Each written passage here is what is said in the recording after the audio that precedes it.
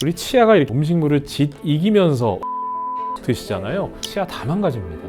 치아에 금이 가버리면 회복이 안 됩니다. 이를 빼는 경우가 생기기 때문에 그 환자분들이 하시는 민간요법을 병원에 오셔서 얘기를 하세요. 본인이 이 방법을 들었는데 결론부터 말씀드리면요, 정말 하면 안 되는 방법이고요. 꼭 좀 말씀드리고 싶은 게, 많이 들어가 있는 가글액은 별로 좋지 않습니다. 당장은 개운하고 냄새가 안 나는 것 같지만 시간이 지날수록 건조해져서 냄새가 더 나게 됩니다.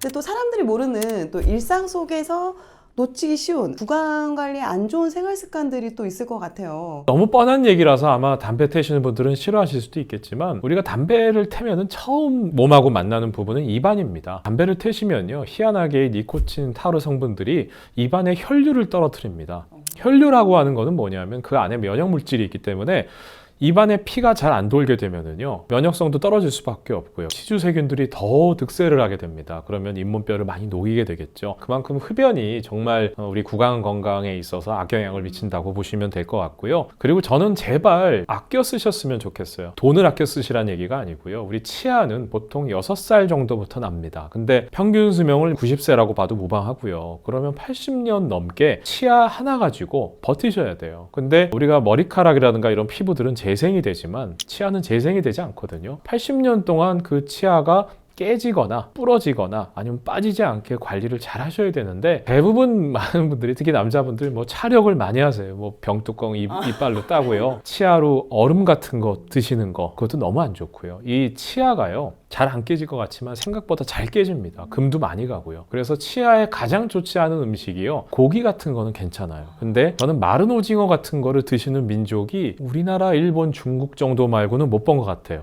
우리 치아가 이렇게 오른쪽 왼쪽으로 음식물을 짓 이기면서 왔다 갔다 하면서, 오징어 보통 이렇게 좌우로 그렇죠. 드시잖아요. 네. 치아 다 망가집니다. 근데 많은 분들이 또 이 오징어 좋아하시는 분들은 끊기가 어려우시겠지만, 차라리 좀 데쳐서 드시거나 아니면 잘게 잘라서 드시는 방법으로 하셔야지, 그렇게 음식물도 좀 조심하셔야 되고요. 그리고 제발 하시지 않으셨으면 좋겠는 게, 치아로 병을 딴다거나 아니면 보통 대부분 많은 분들이 비닐 같은 포장을 뜯을 때도 치아 입으로 먼저 가져가시는 경우가 있어요. 그것도 좀 제발 하지 않으시고, 가위 좀 찾으시면 그게 그렇게 어려울까요? 보통 그냥 치아로 입부터 먼저 가져가시는 분들이 계시거든요. 그러니까 이런 안 좋은 습관들만 좀 고치셔도요, 치아에 비정상적인 힘이 안 가기 때문에, 치아에 금이 가버리면 회복이 안 됩니다. 한 번 금이 가면 치아가 아예 파절돼 버리면서 이를 빼는 경우가 생기기 때문에, 무리한 힘이 가지 않도록 하는 음식들을 드시고 생활 습관을 지키시는 게 좋겠어요. 또 어렸을 때 이런 얘기 많이 들었거든요. 그 탄산음료 이런 네. 것도 정말 안 좋다. 그 음료를 드시고 구강 건강 관리를 하지 않으시고 오랜 시간 방치하실까봐 안 좋다라고 말씀하시는 거죠. 탄산에 중독되면은요, 알코올 못지않게 끊으시기는 힘들어요. 드시고 난 다음에는 바로바로 칫솔질 하시고, 만약에 칫솔질 하실 환경만 안 되신다고 하더라도 가글만 좀 해주시고, 가글 액도 없으시다 그러면은 물로만 좀 헹궈 주셔도 치주 세균이나 충치 세균이 자랄 수 있는 환경이 현저하게 줄어듭니다. 근데 그래도 음료를 좀 드시지 말라고 하는 이유는, 많은 분들이 그 음료 드신 다음에 이를 안 닦으시고 몇 시간씩 방치하기 때문에 말씀드리는 거라고 보시면 될 것 같고요. 안 드실 수 있으면 제일 좋지만, 그래도 어쩔 수 없이 드셔야 된다면 바로바로 좀 관리를 해주시면 생각보다 치주 질환이나 충치가 잘 생기지는 않을 겁니다. 그럼 반대로 치아 관리에 좋은 음식도 좀 있을 것 같은데 그런 음식도 있나요? 불행히도요, 치아나 구강 건강 관리에 좋은 음식은 저는 없다고 보는 게 맞을 것 같아요. 어떤 분들은 이제 본인이 이가 좋지 않으니까 뭐 칼슘 많이 들어간 거 먹으면 어떻겠냐? 우리가 근데 음식으로 섭취해서 몸 건강이 좋아지고, 특히 치아나 치조골이 좋아지는 것은 쉽지는 않습니다. 왜냐하면 그 부분들은 이미 성장기가 끝나면 대부분 다 정해져 있거든요. 그러니까 치아나 몸에 좋은 음식들 같은 그런 칼슘 약 같은 것들은 성장기가 다 끝나기 전에 먹는 것은 좋은데요, 치아나 잇몸 뼈에 좋은 음식은 챙겨 드신다고는 권해드리고 싶지는 않고요. 중요한 건 나쁜 음식을 피하는 게 저는 훨씬 더 중요하다고 봅니다. 나쁜 음식이 뭐냐면은, 아까 말씀드린 것처럼 너무 질긴 음식, 그리고 치아를 좌우로 짓 이겨서 씹어서 드셔야 되는 음식들, 그리고 어떤 분들은 막 생밤 같은 것도 이렇게 쪼개서 드시는 분들도 계시고요. 얼음 같은 거 씹는 거, 저는 누가 으드득 씹으면요, 저 안 될 텐데 생각이 들면서 저 100% 이 깨진다. 물론 바로 깨지지 않습니다. 근데 우리가 유리창도 왜 깨지는 거 보면은 한 번에 깨지는 것도 있지만 이렇게 자잘하게 실금이 가 있다가 어느 순간에 깨지거든요. 치아도 마찬가지라서 어떤 분들은 병원에 오셔서 그런 얘기 하세요. 나는 딱딱한 거 씹지도 않았는데 이가 왜 금이 갔죠, 원장님? 그거는 그 음식 때문에 깨진 게 아니고요.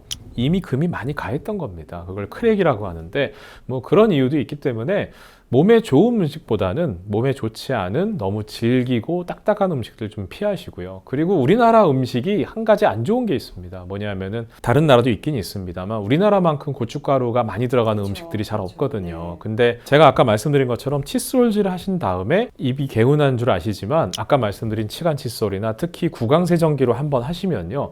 우리 입안에 숨어있던 음식물 찌꺼기, 특히 고춧가루 같은 것들이 좀 많이 나옵니다. 칩 형태이기 때문에 우리 입안에서 잘 안 빠지거든요. 그런 음식을 드셨다고 한다면 아까 말씀드린 것처럼 수압세정기라든가 또 치간 칫솔 같은 거를 꼭 쓰시는 거를 좀 권유드립니다. 그 입냄새가 오히려 나이 먹어서 더 심해지는 걸 느낀다, 이런 분들이 또 많으시거든요. 나이와도 또 연관이 있는 건가요? 네, 우리가요, 입안에 침이 얼마나 중요한 역할을 하는지 많은 분들이 잘 모르세요. 침은요, 몸 안에서 하는 역할이 너무 많습니다. 침 안에는 라이소자임이라는 효소가 들어있기 때문에 우리 입안에 온갖 음식물들이 들어왔을 때, 근데 그게 깨끗한 음식만 들어오는 게 아니라 온갖 세균들이 다 묻어서 들어오거든요. 그렇기 때문에 침 안에서는요, 기본적으로 1차 면역 기능을 합니다. 라이소자임이 세균 같은 것들을 좀 잡아먹는 역할을 하고요. 그리고 침의 중요한 두 번째 기능이 뭐냐면 입안의 윤활제 역할을 합니다. 예를 들어서 우리 입안에 음식물 찌꺼기들이 들어오면은요, 입안에 침이 나와서 클렌징을 해서 목으로 넘기는 역할을 해줘요. 연세가 드시면 드실수록 냄새가 많은 이유가, 연세가 드시게 되면은요, 희한하게 침샘에서 분비가 잘 안 됩니다. 우리 어린애들, 신생아들 보면은요, 침을 많이 흘리죠. 애기들 보면은. 근데 그게 또 맑은 침이에요. 근데 그 애기들이 아무리 음식물 먹고 이를 잘 안 닦아도 애한테 입냄새 난다라고 하는 경우는 아마 거의 못 느껴보셨을 거예요. 오히려 좋은 냄새 납니다, 애기들은. 근데 연세가 드시면은요, 침이 점점점 안 나와서 입냄새가 많이 나게 되는데 그 이유가 셀프 클렌징이 안 되기 때문이에요.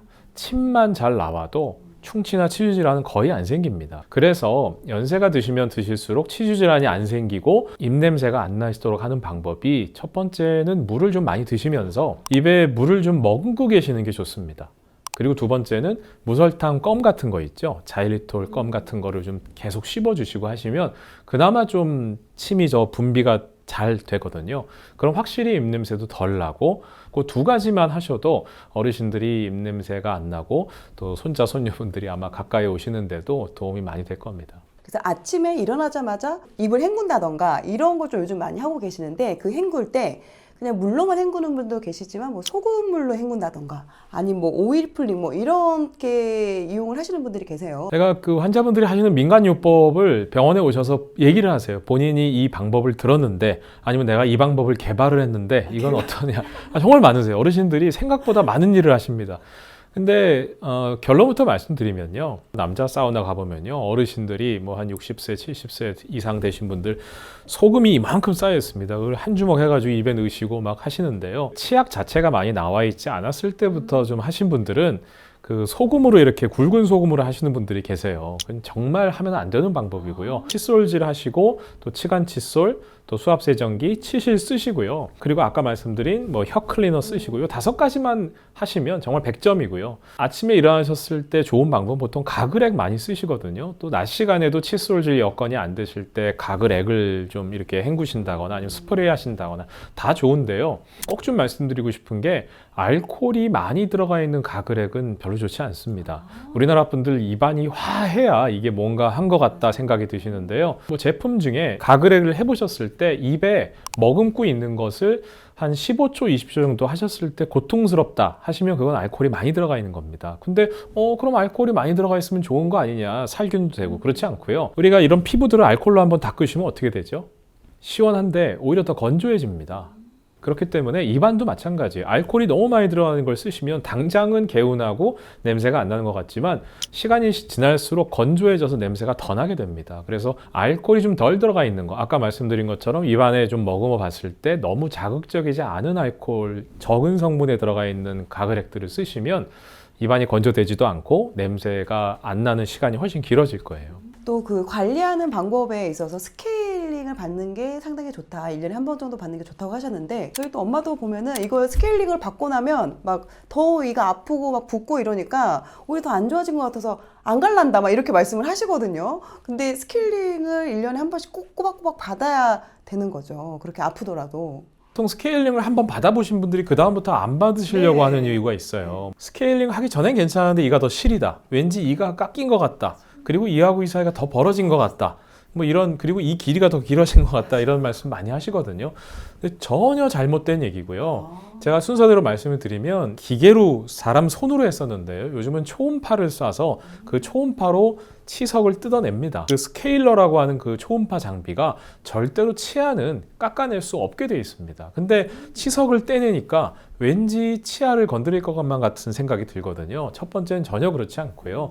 두 번째는 치석이 달라붙어 있는 치아들은 이미 잇몸뼈가 내려가 있는 상태고 그 위를 치석이 덮고 있습니다. 근데 치석을 떼내게 되면은 치아 뿌리가 이미 노출되어 있는 상태이기 때문에 그 부분에 찬물이 바로 닿게 되죠. 그러니까 오히려 치석이 있을 때보다 더 시리게 되는 겁니다.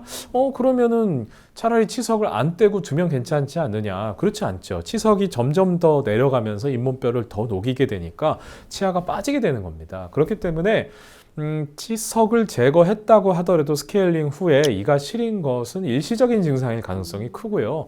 대부분 너무 자극적인 거, 너무 차가운 거 음식들을 피해 주시면은 보호막이 얇게 생기면서 시린 건 줄어듭니다. 그리고 또 어떤 분들은 이하고 이 사이가 그전에 안 그랬는데 더 벌어지는 것 같다. 그것도 오해고요.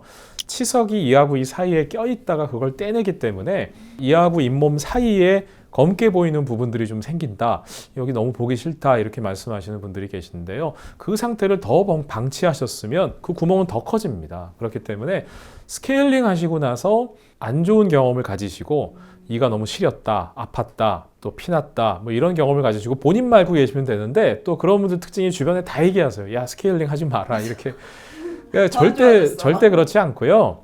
다만 이런 건 있습니다. 스케일링 해드리는 병원의 치과 의사 선생님이나 치과 위생사 선생님들이 조금 덜 아프시게 치석이 너무 많으신 분들은 좀 나눠서 한 2번, 3번 오시더라도 좀 나눠서 해주시면은 훨씬 시리지 않고요. 그런 일이 안 생기려면 어렸을 때부터 미리미리 스케일링만 해주시면은요, 그렇게 고생하시지도 않고요. 스케일링 시간도 얼마 안 걸립니다. 왜냐하면 치석이 들어갈 공간이 별로 없으니까요. 그래서 어머님한테도 꼭 그렇게 말씀을 좀 해주시고요. 그건 오해니까 오히려 스케일링을 안 하시면 점점 일이 커진다라는 걸 좀 아셨으면 좋겠고요. 그리고 한 가지 말씀드리면 스케일링이 의료보험이 됩니다. 스케일링이 1년에 한 번, 그래서 생활보호 대상자 같은 경우에는 10,000원이 안 나오고요. 일반 분들도 10,000원 조금 넘습니다. 요즘 뭐 식사 한 끼만 해도 10,000원 넘어가는데요. 다만 이게 소멸성이라서 1년 동안 안 받으시고 내년 되면은 그게 넘어가서 1년에 2번 받으실 수 있는 게 아니고요. 그 한 해에 한 번 안 받으면 끝입니다.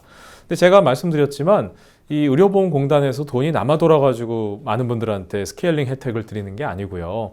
스케일링만 하시면 나중에 큰일이 안 벌어지기 때문에, 근데 많은 분들이 이가 결국은 안 좋아지시면 보험공단에서 더 많은 돈을 써야 되거든요. 그러니까 건강보험단에서 돈을 아끼려고 혜택을 드린 겁니다. 다만 거기에 함정은 소멸성이기 때문에, 그래서 지금 만약에 아직까지 올해 스케일링을 안 받으셨다 하시는 분들은요, 꼭 기억하시고 12월 말일 전에 꼭 가셔야 돼요. 가셔가지고 스케일링 받으시고 또 주변 분들한테도 권해주시면요, 10,000원 정도면 스케일링 치료 잘 받으셔가지고 1년에 한 번만 치과 가시고 스케일링 하시잖아요. 치아 정말 오래 잘 쓰실 겁니다.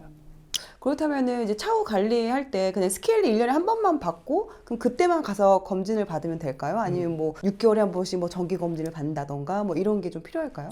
희한하게 치석이 잘 생기시는 분들도 있습니다. 그런 분들이 만약에 치과에서 권해주시면 받으시면 되고요. 그게 아니라 그러면 1년에 한 번 정도 하시되, 다만 검진은 1년에 2번 정도, 우리가 대통령만 주치의가 있는 게 아니고요. 뭐 본인이 가까운 동네에서 하시거나 아니면 마음에 드는 병원을 정하셔서 1년에 2번 정도만 가시면 다른 병원들은요, 내과 같은 데 다니시다가 병원이 바뀌셔도 돼요. 다른 내과 가시면 되는데, 치과는 한 군데를 정하시고서 본인의 내용을 그럼 치과 원장님이 다 아시거든요. 그 병원 가셔서 1년에 한 번 정도 스케일링 최소한 받으시고 검진 자주 받아주시면요, 아까 말씀드린 것처럼 14억 안 나갑니다.